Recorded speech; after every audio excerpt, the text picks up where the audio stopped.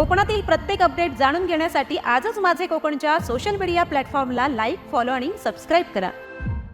रत्नागिरी जिल्ह्याने विकासाच्या बाबतीत मोठी झेप घेतली असून विविध विकास निर्देशकांमध्ये राज्यात प्रथम क्रमांक पटकावत उल्लेखनीय कामगिरी केली आहे। दैनिक लोकसत्ता यांच्या जिल्हा निर्देशांक उपक्रमांतर्गत पुणे येथील गोखले अर्थशास्त्र संस्थेने सांख्यिकी विभागाच्या आकडेवारीच्या आधारे राज्यातील जिल्ह्यांचे सखोल विश्लेषण केले। या अभ्यासात रत्नागिरी जिल्ह्याने सर्वांगीण विकासात अव्वल स्थान मिळवले आहे। या उल्लेखनीय कामगिरीबद्दल मुंबईतील कफ परेड येथील ताज विमानतळ येथे आयोजित विशेष समारंभात मुख्यमंत्री देवेंद्र फडणवीस यांच्या हस्ते रत्नागिरीचे जिल्हाधिकारी मनोज जिंदाल यांना पुरस्कार प्रदान करण्यात आला।